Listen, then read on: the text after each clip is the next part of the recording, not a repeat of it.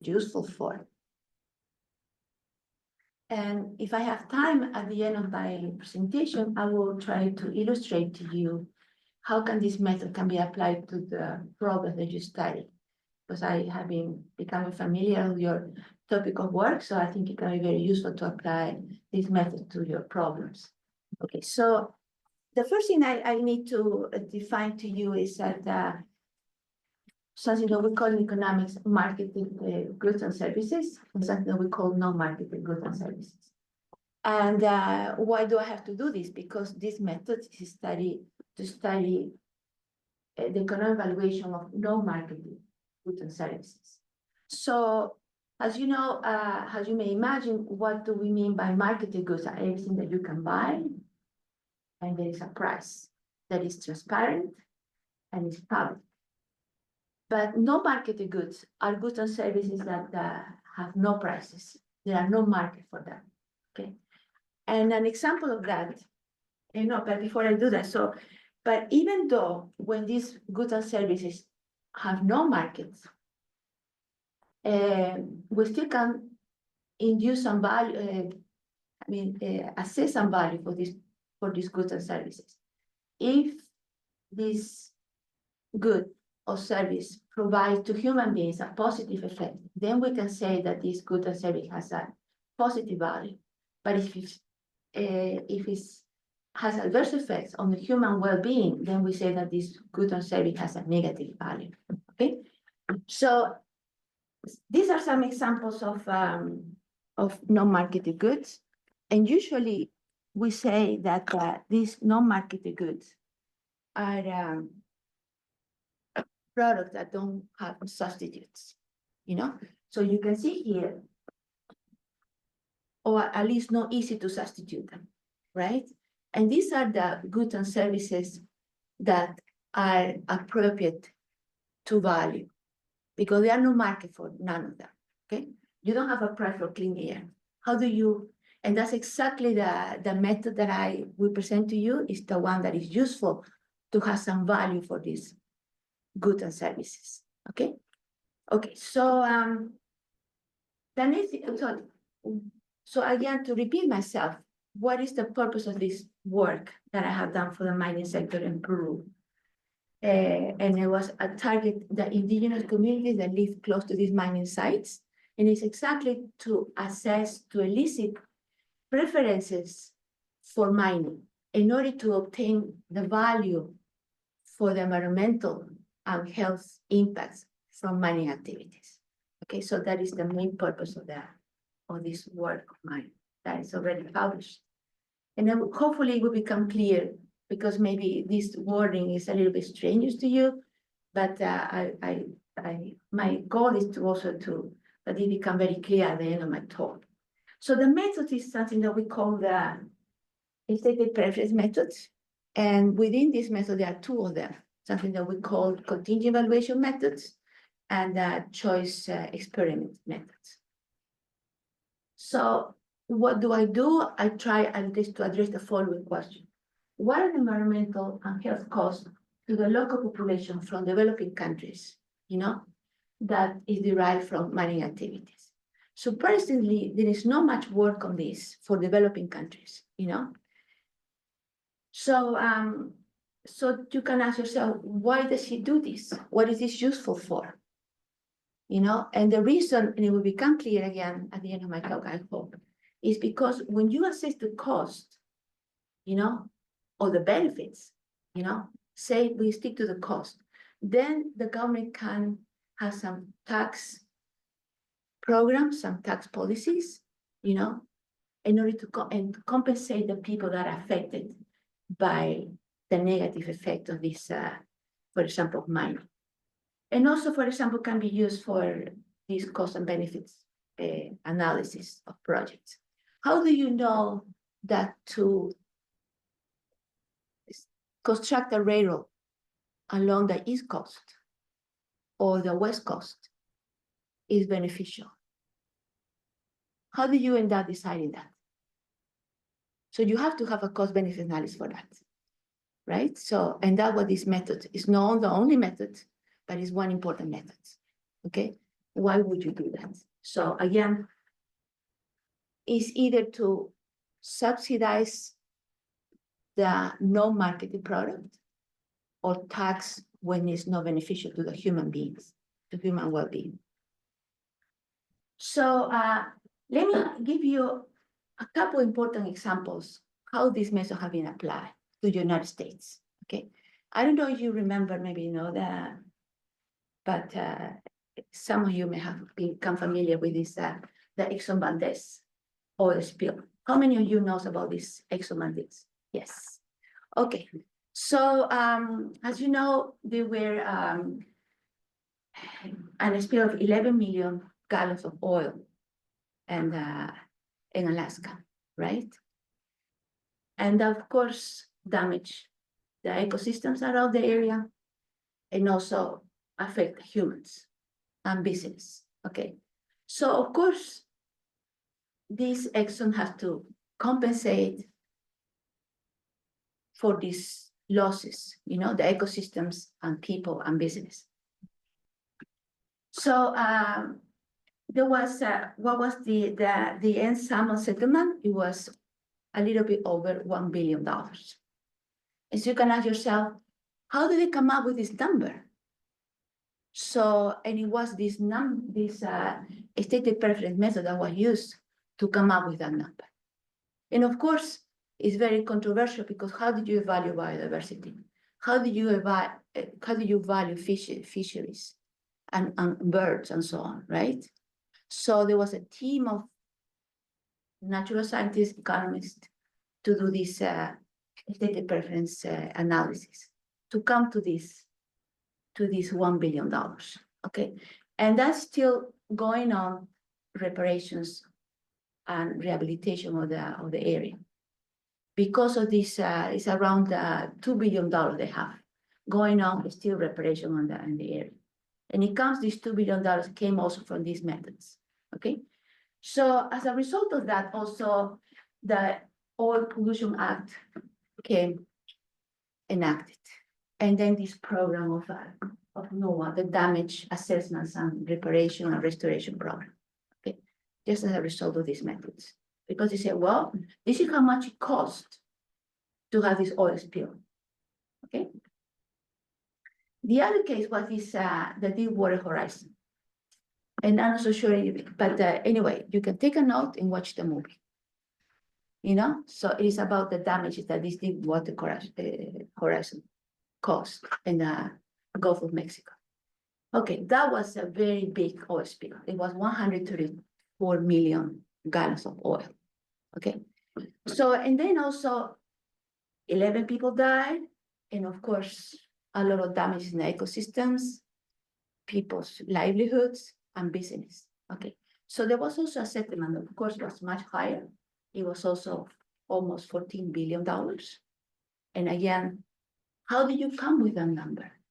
How do you compensate people for these losses? Human losses, ecosystem losses. Then you go into these stated preference methods, and they come out with this number. Very important economy were involved in this project. NOAA set up a panel to ask them, two Nobel Prize were involved, to ask them, what is the usefulness of this stated preference method? Can you tell us objectively if this is useful for this, to evaluate this type of damages, okay? So, so again, they use these methods to come up with how much this compensation should be, okay? So this is more or less the background to why this method is important and how it has been used. Of course, in then, there was only used what I use also in this project, the contingent evaluation. But after that, of course, these methods have evolved to become better. Nothing is perfect, as you may imagine. It's difficult, it's value people's life, you know? And it's not so easy to come up with a number. Okay, so it can have become more sophisticated, more stringent, in terms of not only in how you survey people and how you do the analysis, but also in terms of quantitative methods, okay, statistical methods, You know, it has become more advanced and more stringent. So, Maybe may I request, Gabriela, Sure. before you get into the case, could you Yes. also Mm. differentiate revealed preference methods with Yes. stated preference? Because I think most of them don't know Yes. the difference. I was planning to put it in the last slide, but you want me to present it now? I am That's happy okay. to do that. Yeah. Yes. So I have that, and I was thinking that was very useful. Let me. You have it later, then you can come back. Yes, I think so, because it's a little bit involved. So I want you to get the acquaintance with this is the stated preference methods. And I want you to get acquainted with that, and then you can compare with the revealed preference, because it's a big, big difference, okay? But both of them are useful to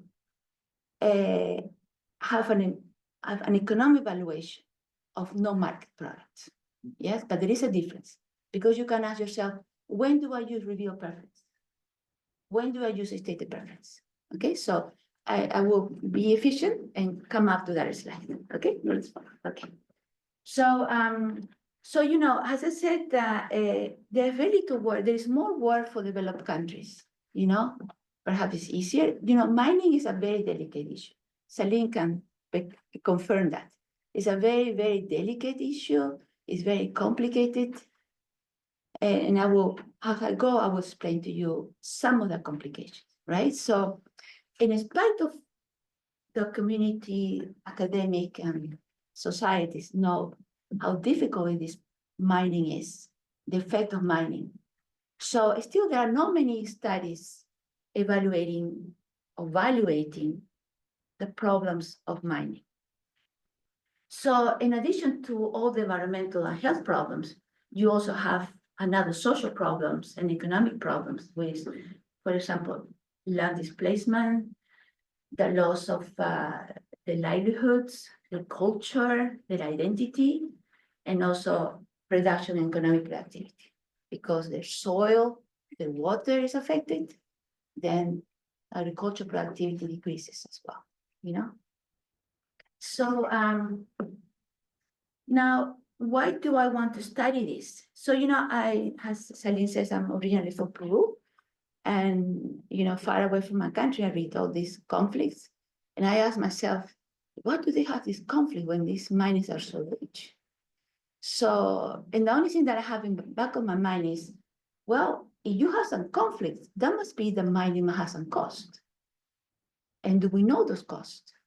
Do we know these benefits? I know the benefits, you know, which I explain to you in a minute. So, and you know, this social unrest, this conflict is not only costly for the local people, but it's also costly for the community, for the companies, and for the country, because the country, Peru, depends a lot on mining. You know, so between in the last 10 years, they have lost like $10.5 million. And there are many of these projects until now that are not being carried out because of this unrest, and they are protesting very frequently. So this is more or less why I started this project. The question is, why are there conflicts? You know, is it costly really? How costly is this? So the area study is in Cusco. I don't know how many you have heard about Machu Picchu, but it's not very far away from it. Yes. So it is about focusing in two prospective projects. The steel and the plant, they're not able to carry them out because of this social unrest. But it's located in Peru. These are some pictures from the area. They have this, in the area that I studied, there have been already 2 old mines.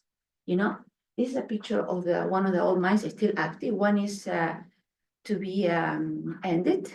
The other one is still mid-age. So this is a picture of the mining during the smelting. And then you have see the house in there, right? So you know how damages with that. And then this is a transportation of the copper. This is a copper mining. But this copper, of course, co-products are gold and silver and another ones. And they are not so small, but copper is the main production. So you can see here these trucks fuming, and that was just one picture to say that the mining companies could be a little bit more careful and put some cover, for example, in the trucks, to protect the life of people, animals, and soil, right? But they don't do that, okay? So this is the picture from where I was. Okay, so again, to my knowledge, I know of 2 studies considering the effect of mining. And one is in Pakistan, and the other one is Iran. Okay, so otherwise I don't know any other work. So again, a little bit of background to the site of my work. So as I said, there are 2 older mines in Espinar. So they have generated $26 billion only for production of copper between 1992 and 2050. But the region is still very poor, and the social services are not optimal. So when you go there, it's a little bit, you question this, well, what is happening here, right? So, and again, mining is very important for Peru. It represents 11% of the GDP. And 61% of the exports, and contributes to fiscal revenues as a result of royalties and taxes and other payments. So Peru depends a lot on mining. Whether that is good or not, I don't think so, but it's very important. So it's very important for the government to have this mining in Peru, right? So, and again, Peru is a big producer of minerals that have become very important for this time. And the mining investment in 2022 was $5,000 million. Okay, so now I go to the study itself, and let me just tell you some of the details of the survey. It's a lengthy process, interesting. Of course, I have help from some local people in the area, because most of the people there speak the language that I don't speak, the indigenous language that is called Quechua, and I don't speak Quechua. Some of them speak Spanish. So I did the interview to them in Spanish, but the other people have to do the interview in the other language, indigenous language. And so, as I said, this is a very delicate issue. I have to be very careful. And I have to organize myself with my team and go and talk to they themselves are organizing communities. And each community has a leader. And they are the ones that authorize whether you can speak to them.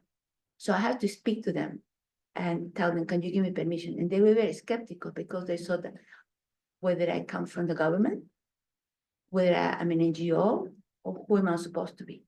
So I was supposed to explain, and I did explain that this is just an academic work, that I just wanted to know what they think about mining. We explained everything we could. We were truthful to them, what the science was about, what the purpose of the work, okay? So, and they trusted us a little bit better, right? But some of them didn't allow us to do the interview. They said, no, we don't want to, we don't trust you, just go away, okay?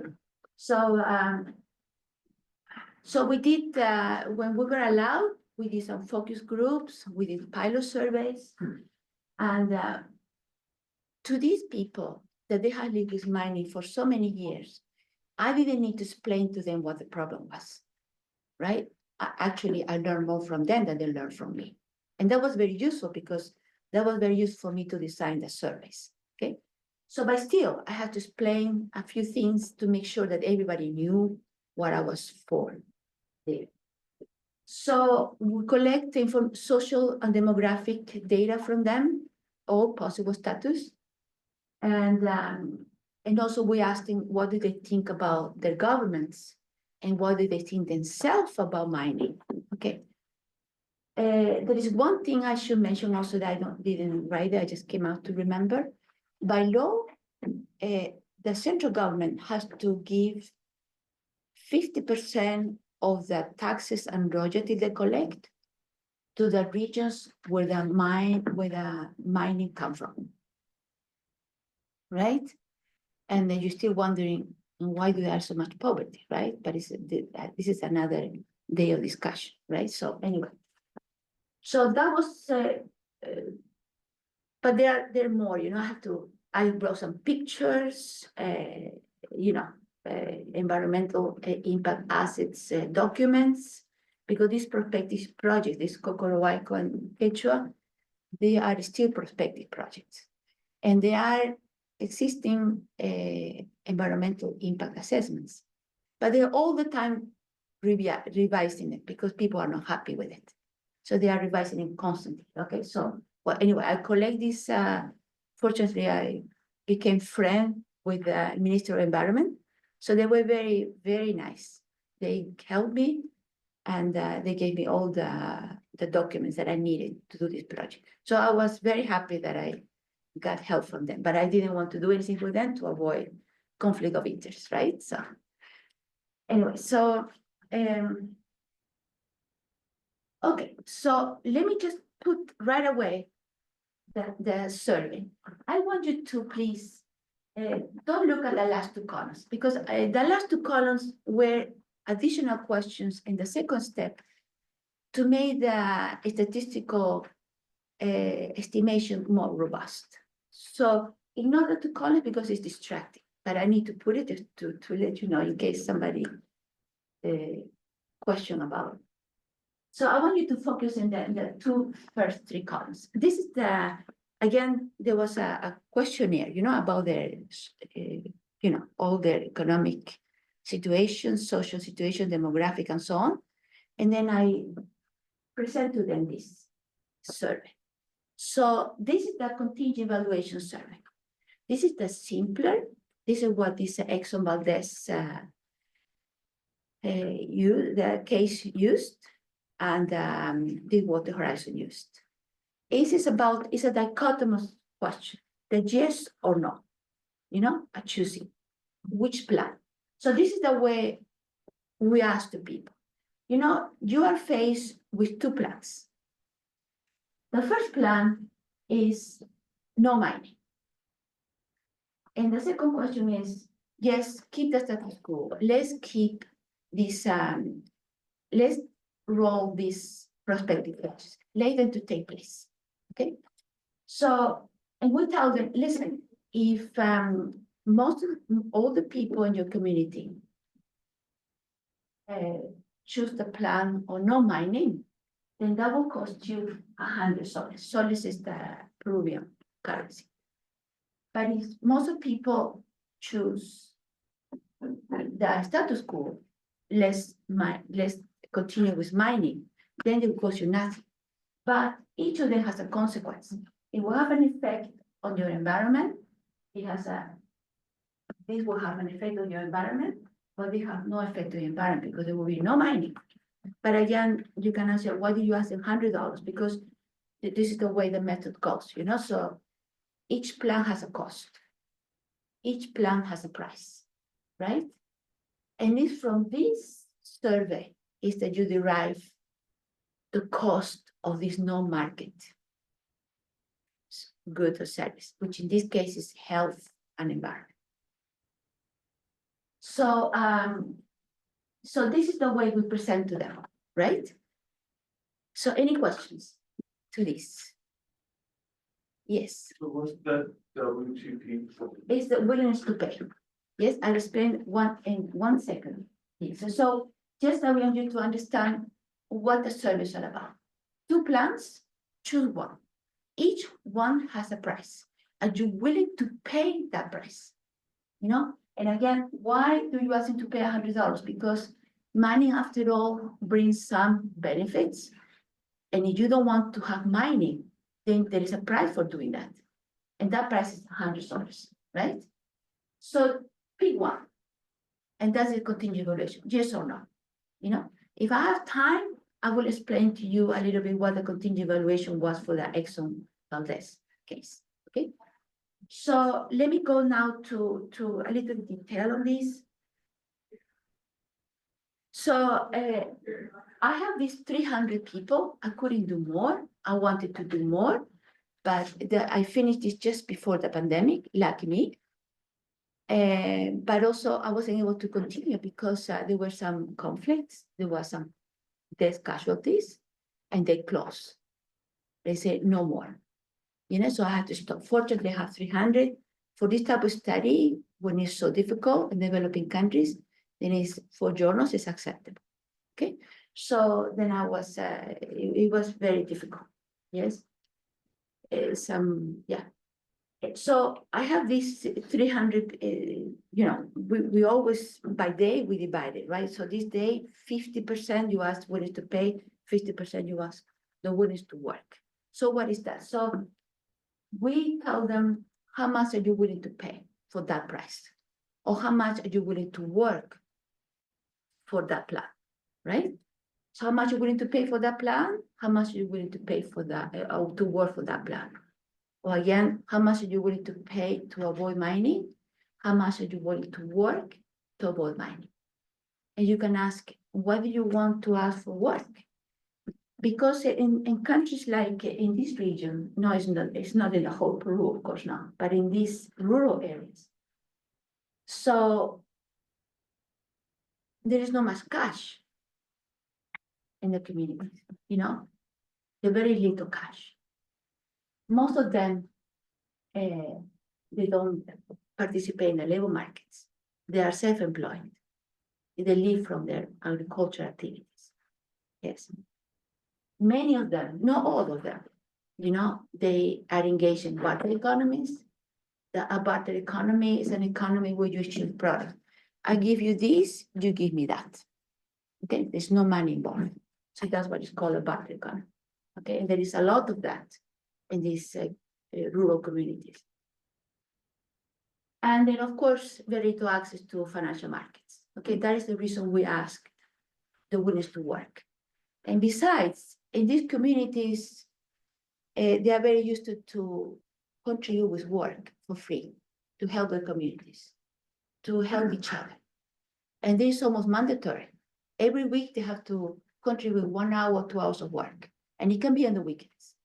So what do you need? I need help on this. I need to paint in here. I need something for the schools and so on, right? So that was, it was a little bit reassuring also that I was able to use this willing to work. So let me just to come back a little bit to the survey. So I didn't just ask $100, and I didn't just ask for 1 hour or 2 hours. So I have a series of the way we do this. You have you know, you randomly put some price to the plans, to the, you know. So to some people, I ask them, are you willing to pay 150, 500, 350? You know, just run, right? And some others, are you willing to work 1 hour, 2 hours, 2 hours, 3 hours, and so on. So, but we set up a goal of 50 should be willing to pay and 50 willing to work. Okay, so so what are the results of this work, of this survey, excuse me? Again, it is before I present this result, this survey was also very useful to me before I go into the most sophisticated survey, because it taught me a lot about these people, the way they think, and to perfect the new survey. Okay, so it was very useful. So when if you, I hope you will, one of you will work on this, but always I say to people, you should always start with a contingent evaluation project or modeling, because you learn a lot from that. And then you can go to the most sophisticated, you know, and you learn But again, before we jump into the survey itself, we did some pilot surveys and focus group. Okay, so what do we get from here? So we get that the people are willing to pay per year $260, or equivalent to the exchange rate at that time. It was almost $82 per year, right? So they're willing to pay that amount. So you can ask yourself, oh, what is that? Well, I mean, $80, that's not very much, no? So they're willing to pay $80 per year. So, but in part of the questionnaire, I asked them, I started in a focus group, I asked them, what is your income, more or less, just to know how much they earn, right? And they said, income, we don't know. We don't know what kind of income we have per year. Per week? No. It varies. I said, well, what about consumption? And that was easier.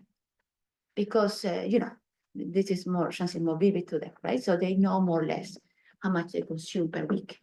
So, and that I use, instead of using income, then I use consumption. So how do we relate that $260 or $80 to the consumption, right? Per week. So I record this for the household. And here you have the distribution of how much these people spend in consumption, basic consumption. So the median is $206 per week. So the average individual, the average household spends $200. That is less than $70 per week, and consumption, right? So what that means is that that these people are willing to sacrifice 1 week of their consumption expenditures to avoid mining, right? So imagine if you can sacrifice 1 week of your consumption to avoid something you don't want because it's affecting you, okay? So that is not very little amount, right? And this is more or less what we can say about how costly it is for these individuals to have a mine, right? So there's another result that we got is that women are less willing to contribute with money, but there is no difference between their willingness to work, from men. So they work as much as they would like to work as much, contribute with working as much as men. But willingness to pay, not so much, right? Okay, so this is the result of the continuous evaluation. It was very important for me to go to the next survey. That is, hopefully you will also see the value of doing that. So I took the same people. We went to the same people, yes.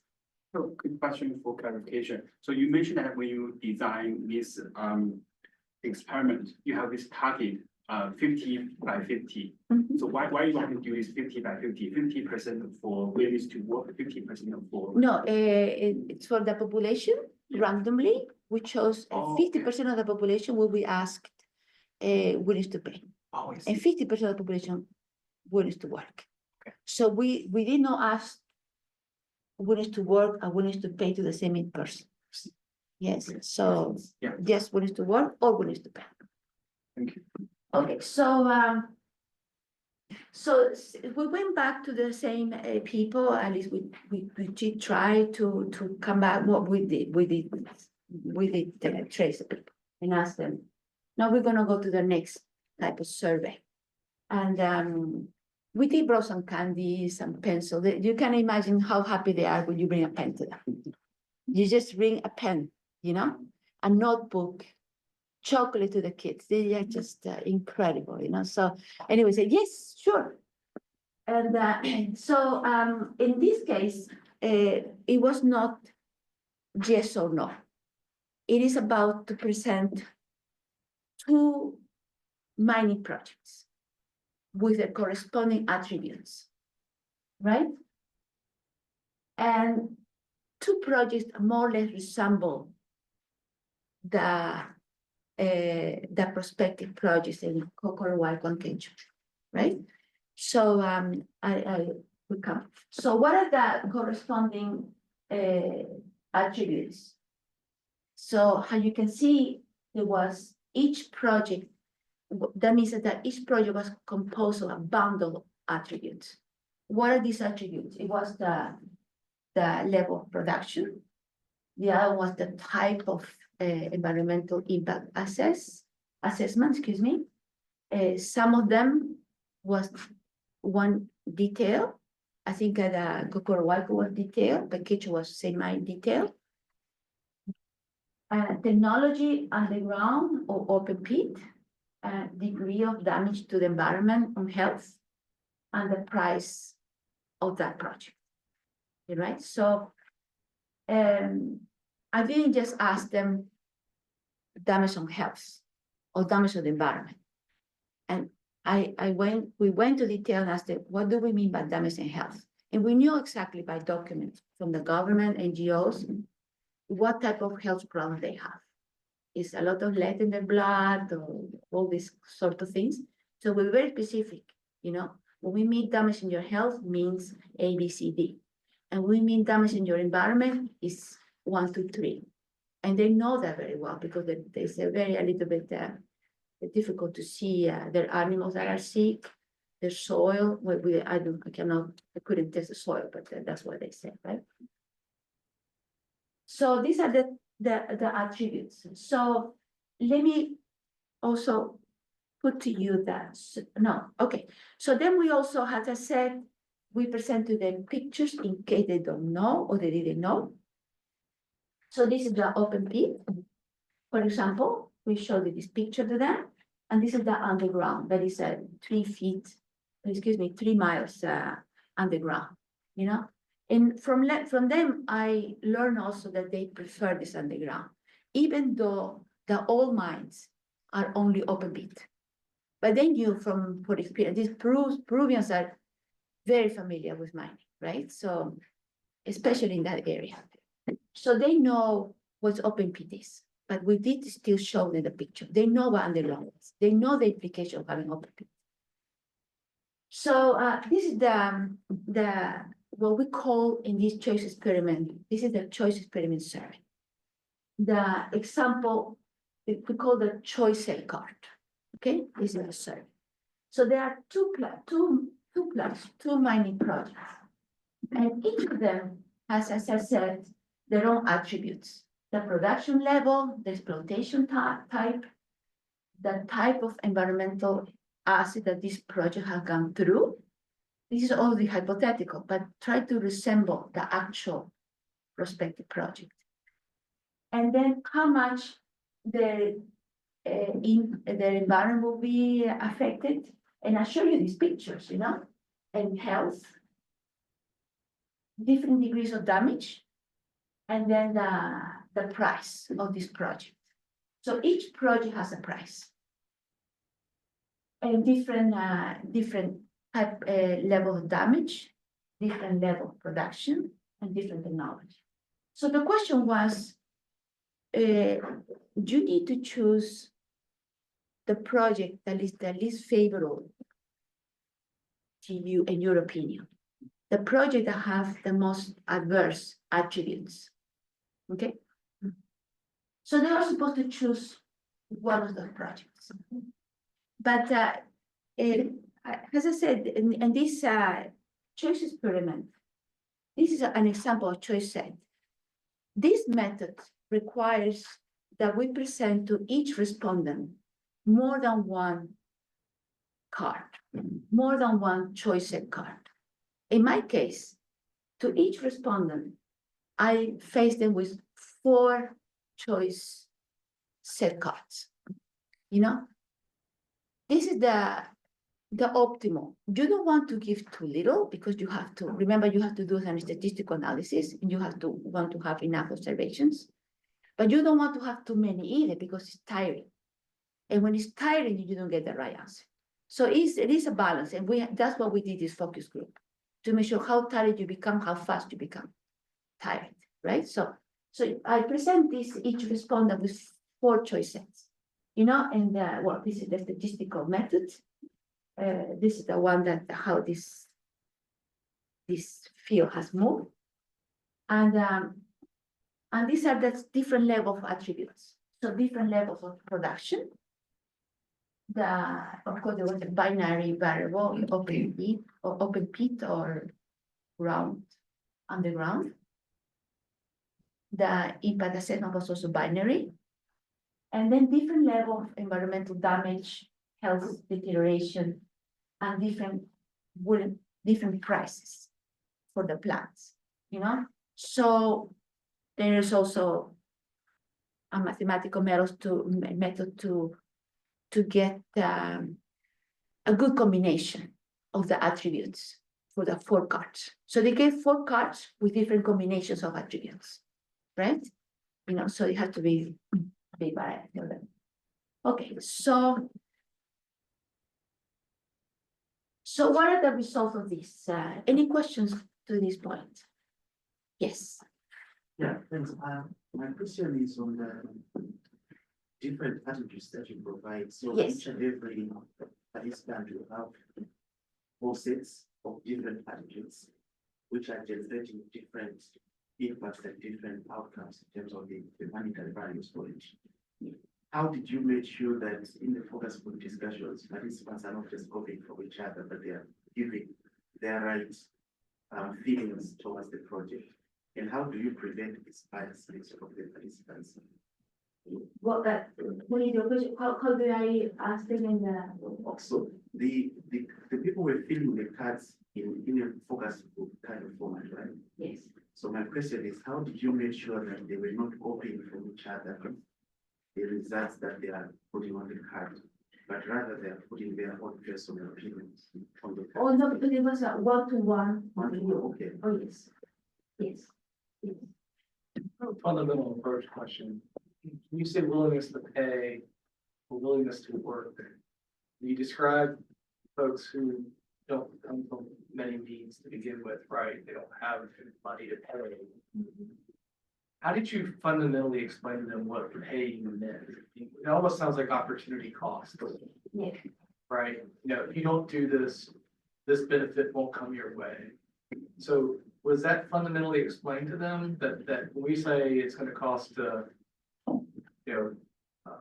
50 or 100 or whatever, this was money that would not be in your pocket that would otherwise be there if this mining operation were to come here and there was some sort of tax or profit sharing or something like that. Yes. Yes. So first of all, it's very important that when you actually tell them, well, are you willing to pay this price? First, you have to make sure that you have the budget. Yes. So I can say directly that if you want to criticize this method, this validation, how do I know that you're going to be able to do it? So that is what I need to answer to your question. So there is no way with this method that I can really say they will definitely pay $100. So you didn't know what the windfall would be for them ahead of time, like what the mining project would generate in terms of revenue, and then that money would then. Well, this is just for them to avoid the project, This is your willingness to pay to avoid. the project. Yes. So, and we have to take that. It's not that we just have to say that was the usefulness of positive. And we ask the question, are you really willing to pay? And that's the way they answer us is, well, you know what? I don't need this money. I want to have my agriculture. I want to live on agriculture. We don't need this money from the government. The dollars are from. Right? So I'm willing to pay this money not to have mining at all. And if the mining goes or if it stays, then I won't be able to have agriculture because my animals are dying. They show me. Animals are really, I don't know if it's incredible, it's not very pleasant, right? So, but the more difficult question for this method is say, well, can you really continue to pay honest? That honestly, nobody can tell you, yes, definitely. Yes. So, but it's a way they are realistic numbers, so that somebody wants to pay 1 week for your consumption household. It's not so terrible, it's not so unrealistic, right? And that's where the revealed preference has some advantage, which Gabriela will talk about it, Yeah. the other method. Yeah. Because there will always be some, and there's a term they use in economics between the difference between the willingness to pay and what people would actually pay. Yeah. It's called the surplus, Yes, trying to remember the. yes, it's a compensation variation, yes, yes, so, we'll see if I come to the detail, but, Yeah. before I finish, I'll be happy to, I was talking to y'all students, and I'll be happy to really to have an intensive course in this topic, you know, if you want to in 1 week or something like that, right? So you can learn this, so I'm very happy to do this, 1 week intensive course, 2 weeks, whatever, right? So you just need to have a little bit of statistical background. Otherwise, you can jump into, and you need to have some statistical background. No enormous, not really enormous, but just basic and a little bit of political theory of, you know, yeah. Anyway. And you do, I learned that you do machine learning, so you do have some statistical background, so you cannot skip that. I mean, you have no excuses to skip that because you do machine learning, you know, so no need to be afraid. Yes. Yes, hey Gabrielle, I was wondering how this fits in with the international standards of free, prior, and informed consent. And so indigenous people have the right to say no to a mine, and I would think the question would be in reverse to ask them how much they would be willing to receive to let the company earn those profits. Yeah. I'll come back to that, or maybe I'll share that away. So what you are saying is that, actually, I did want to skip that until the end when I come to this real preference. This stated preference is not only just the willing to pay, but the willing to accept. Yes. How much are you willing to accept? Okay, let me put it this way. I asked them the willingness to pay, right? How much are you willing to pay this price for rejecting a mine, avoiding a mine, right? I could very well ask them, how much are you willing to accept to let the mine to stay? Which is related to your question, right? Yes, because they have the international right to say no. And I know that's more honored in the reach than in the observance. I don't think that right is applied, unfortunately, right? When the law, when the law said, well, you know, I'm sorry, but we need the money, right? So I don't care about your international rights, right? So, but coming back to, because it's relevant, that question, but I will put it in a different way. Because you are asking, I think you're asking why, or I can say in general. I can also, I could ask them, how much are you willing to accept to let the money to stay? But say that you are in that position, what would you answer me? Why would you accept? Hmm? You want me to You want accept? to Yes. keep raising the Yeah. money. Yes, how much are you willing to accept? And now, of course, I can always put limits, you know, I can say, well, are you going to accept $1, $2, then that $1 million? So, and then, what would you answer me? This is a psychological issue, right? So then Yeah. when you ask willingness to accept, people will give inflated answers. Exactly. That's That why is you the don't main ask. problem with willing to accept, right? So you don't want to do that. So you don't want to give this unlimited amount. So, and that, but also there is some moral issue. How could you want these people to get the money, no matter how much you're gonna give them? Right? So you're telling them, take the money, I'm gonna pay you something. So it's a little bit of moral issue too, right? It's not only the technical issue, the methodological problem, but it's also, you know what? Take this, and how much you want for this? Hey, hello, but what about my life, right? What about my life,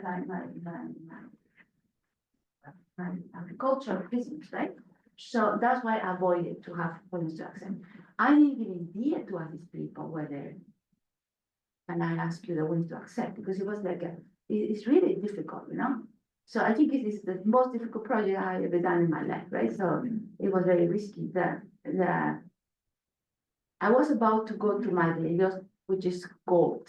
And the Minister of Environment said, well, if you want to come return alive, don't go there, right?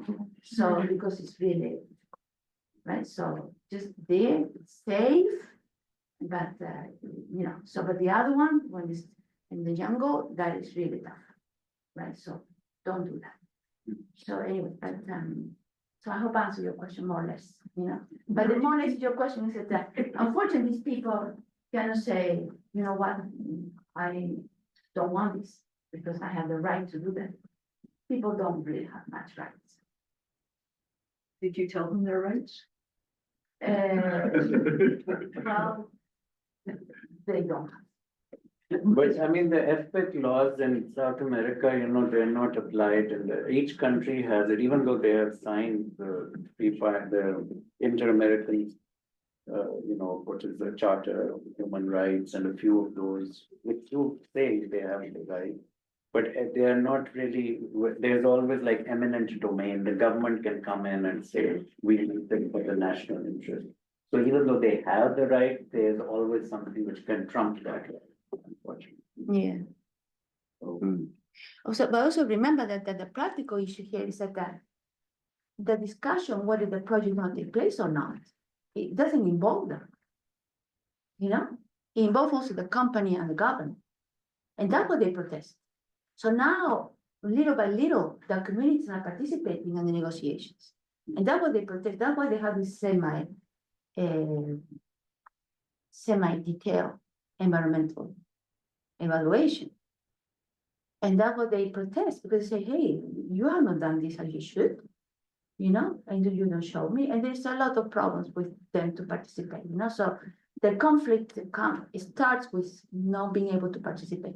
So the hope that they will say, I have the right to do this.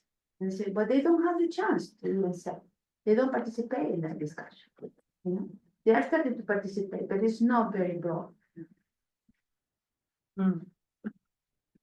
So anyway, so I go into the results here, and different from the contingent evaluation, the Jews set values to each of the attributes, So the result here is for example, I put it in dollars, and I put on top the average consumption per week, right? So, for example, these results, maybe I should say right away, these results do not come directly from the questions, right?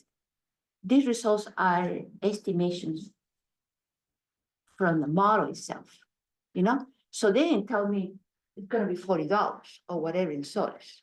These numbers come from the estimated parameters of the logic model, right? So that's what we need the statistics here.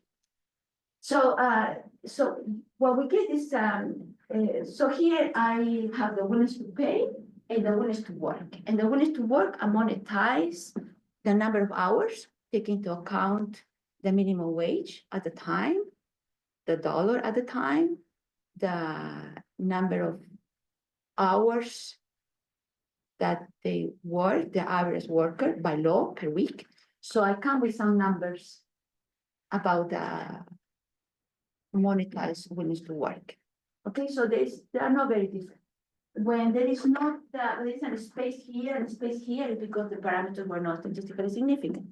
So we obtain that, for example, for willingness to work, willingness to pay, they say that to avoid an additional 10% on environmental damage, they're willing to pay $40 per year, and remember, it's $61 per week of consumption expenditures that these people. Deterioration, to avoid a 10% deterioration in health, they are willing to pay $57.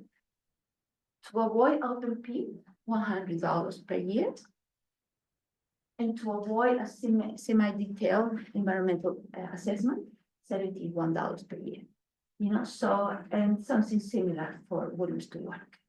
Okay, so again, for the people of that region, it's not a very small amount of money that they were willing to sacrifice to be able to, in this case, to avoid the mining project with the least desirable attributes, because that's the way we asked them. Okay. Okay, so this is, and the conclusions are the same, that these people are really, and that is the reason, my conclusion is, that is the reason why these people protest. Because the values are so high for them, the costs are so high, you know? So. So then if you don't have any questions about this, I would like to go into explaining both two things. First, what method do we have to do economic valuation? And the other one is by reading some of your work or coming to seminars. Always when I come to your seminar, think about it. How can we do this in economics? Well, I always in my head is, oh, why don't you do this? Somebody you apply some economic theory or do some economic analysis, right? It's always in my head. Say, okay.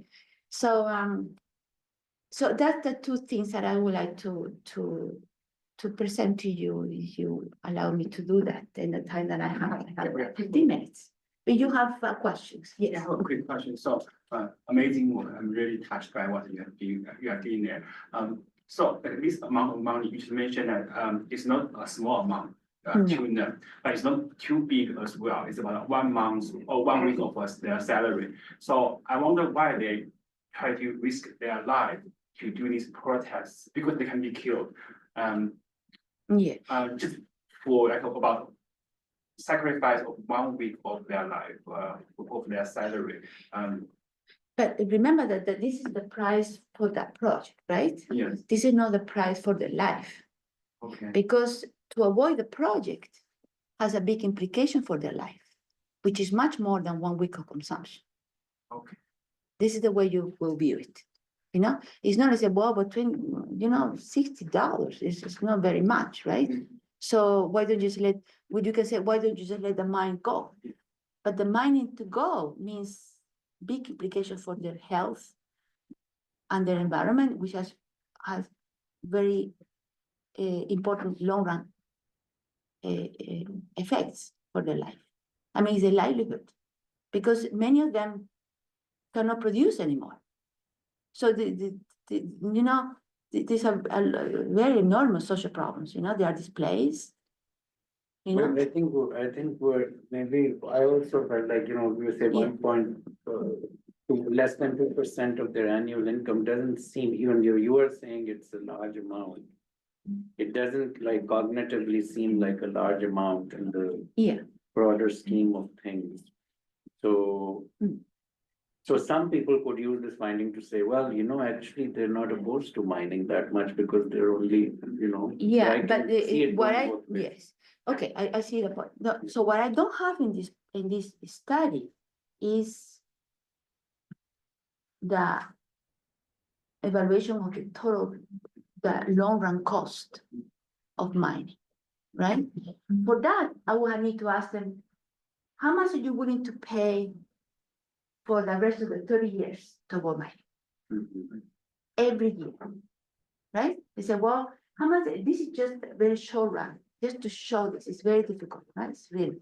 So then to get the long run, and then you discount that, right? You say, well, how much are you willing to pay every single year, for the next 50 years? Because mining, the life is at least 50 years, right? So you have to ask them, but for them, if they don't know their income per year, can you imagine to ask them, how much are you willing to pay for the next 50 years? Yeah. So I understand that the question, with 50, it's not very much. But what we have to see is that what are the implications of having a mining for the next 50 years? And the other way to think about it when I've seen these CV studies is that, generally it's presented that this is a positive. So if by that measure, you would have a number very close to 0. So the fact that it's actually 2% is then in that case very much. In some cases, people might say we would be willing to pay for the mine to actually happen. Yeah. And certainly governments do that. They say we give tax subsidies, we do we but want. They don't. But in this case, they're actually willing to, even if it seems 2%, to pay to stop it. So even in that context, it seems it's like a large number. Yeah. So, So to put it this, to have a parenthesis here. You know, imagine that these companies will have just better trucks to transport mine. I mean, how much would they cost to them? You know, so just to alleviate the life of these people. I think mining still can take place. It's not that I'm against mining, but it's the way they do it. You know, and so little they receive. Because I think, in my opinion, instead of giving for the central government to local government, there should be some kind of transfer. Direct transfer. You know, so there's a lot of things that they can say, well, if it costs you 60, well, can I pay you a little bit more than 60 to let the mining to take place? In addition, I will ask these people to be more careful. So this is just an indication how important this is for them. No, it's not to say how much the value of the money. For that, again, I need to ask them, how much we to pay for the next 50 years? I mean, they don't know whether they're gonna like it. The life expectancy of these people are very short.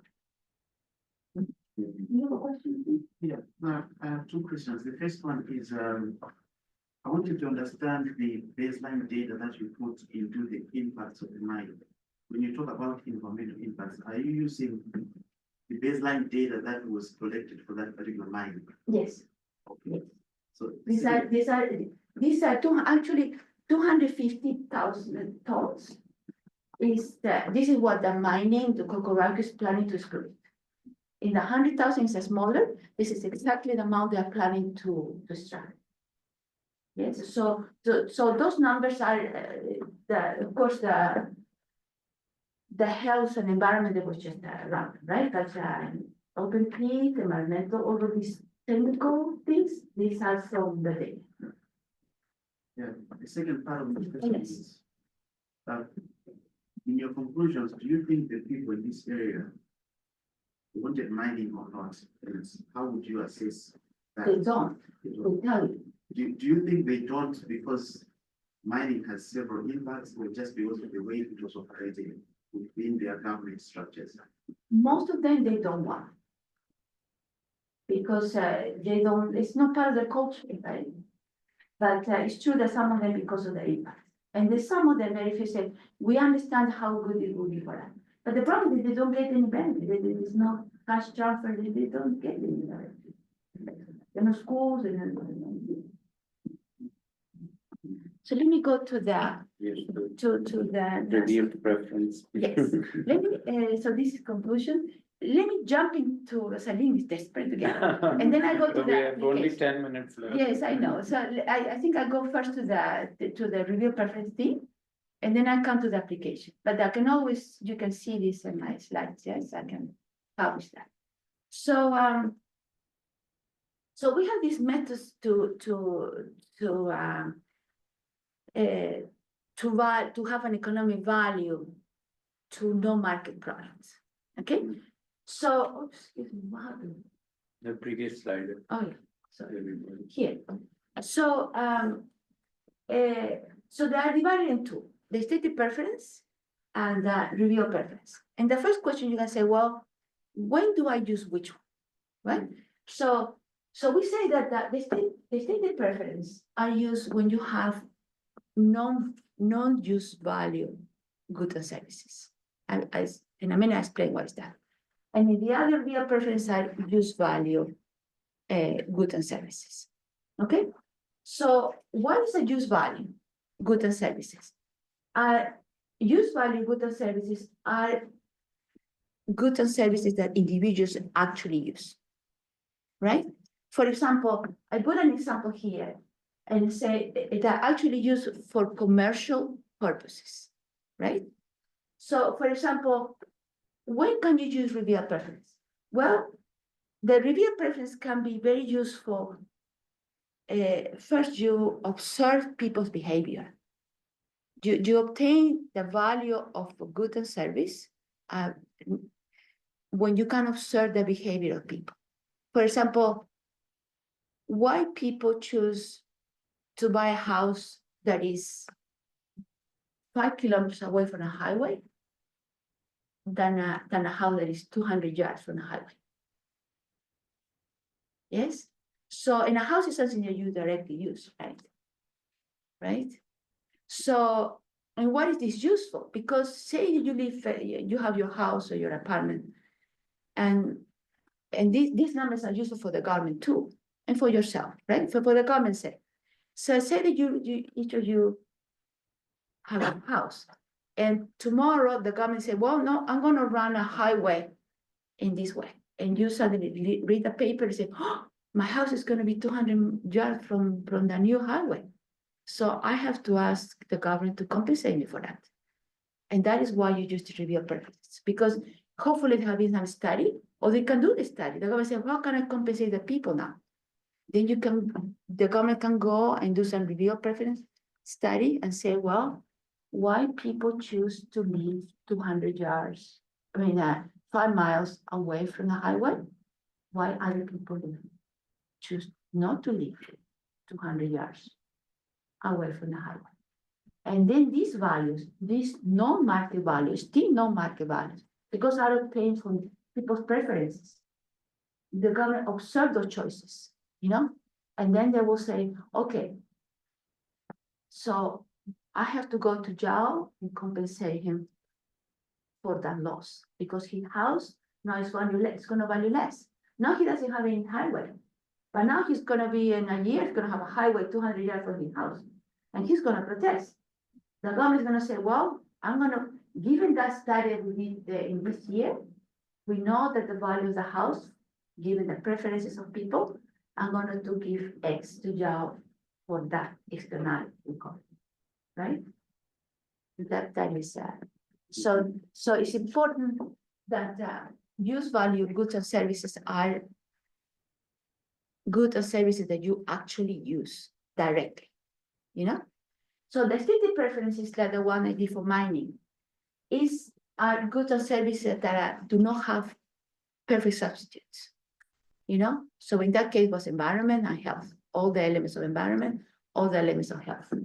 And these are example of that is all these environmental and cultural resources. What about, Gabriela, like ecosystem service valuation? You are valuing the services of an ecosystem.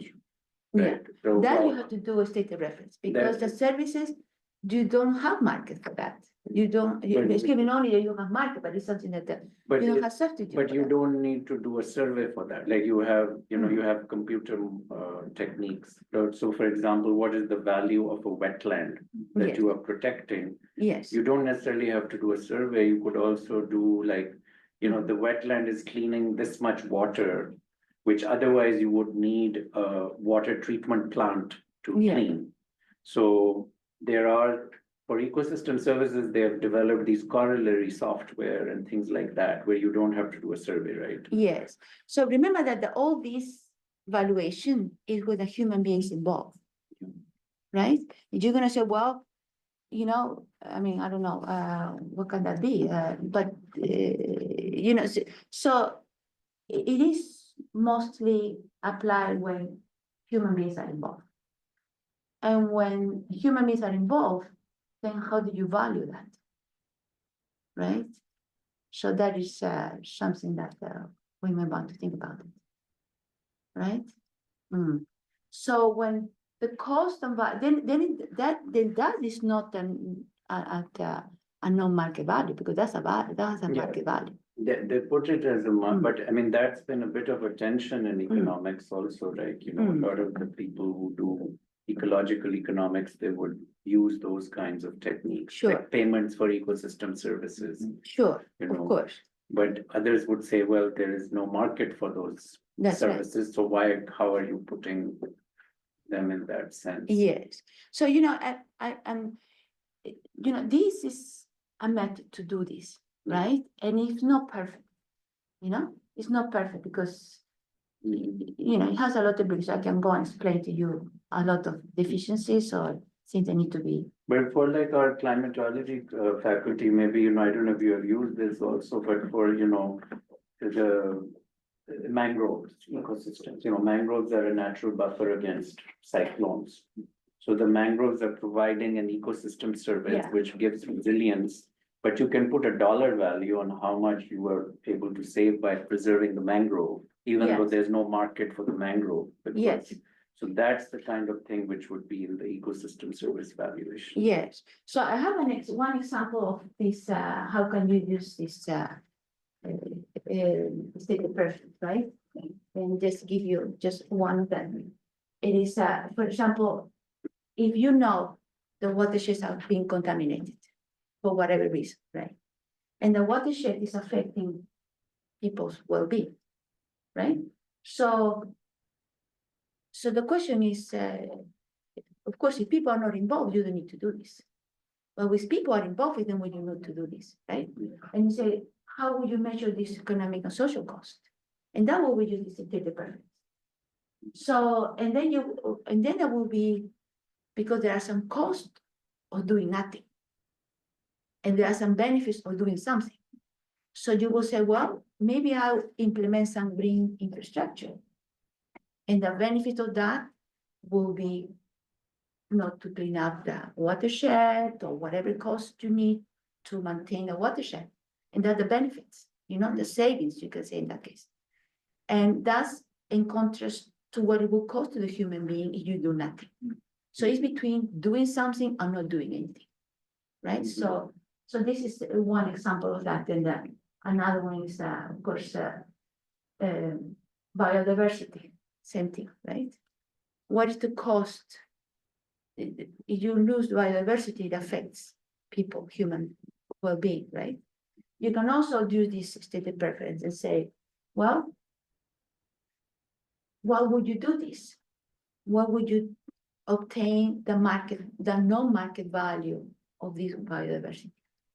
Because if the cause of this damage in the biodiversity is a result of some economic activity or some infrastructure, then you have to say, well, maybe it's too costly. Maybe you should not go ahead with infrastructure or mining. But if that activity is absolutely necessary, like many of these mining projects are necessary, then you have to compensate the people,